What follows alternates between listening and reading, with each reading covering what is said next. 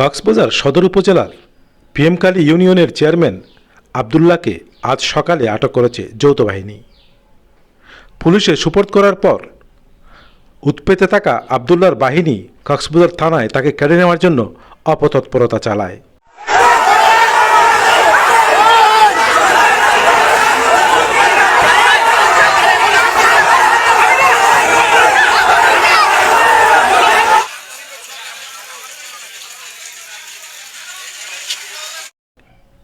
এ বিষয়ে কক্সবাজার থানার ভারপ্রাপ্ত কর্মকর্তা জানান, চেয়ারম্যান আবদুল্লাহকে বাংলাদেশ সেনাবাহিনীর যৌথ অভিযানে গ্রেপ্তার করা হয়।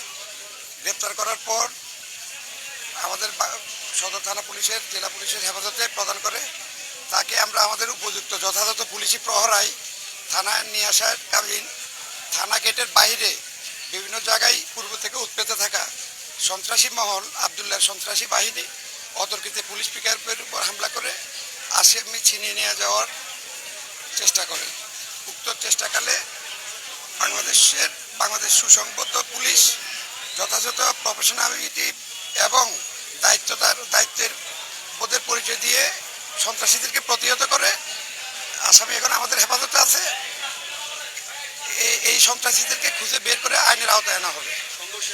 2024-এর ছাত্র জনতার এই স্বাধীনতা আন্দোলনের পরে যারা ছাত্র জনতার রক্ত এবং জীবন হরণ করেছে তারা এখনো বিভিন্নভাবে সক্রিয় আছে।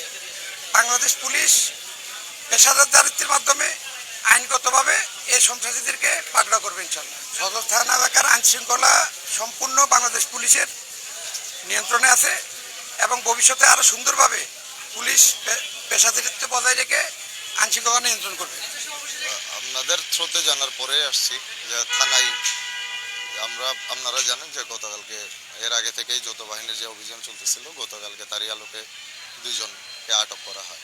এখন আমরা এটাই বলি যে বা যাদেরকে আটক করা হচ্ছে তাদেরকে তদন্ত সাপেক্ষে যারাই দোষী তাদের বিচার করা হোক এবং ওনাকে হয়তো বের করার সময় থানায় একটা নৈরাজ্যকর অবস্থা সৃষ্টি হয়েছিল যেটা কেউ প্রত্যাশা করেনি। আমরা থানা এবং পুলিশ প্রশাসনের নিরাপত্তার জন্য বলেছিলাম যে ছাত্র প্রতিনিধিরা সবসময় ওনাদের সাথে সার্বিক সহায়তায় থাকবে।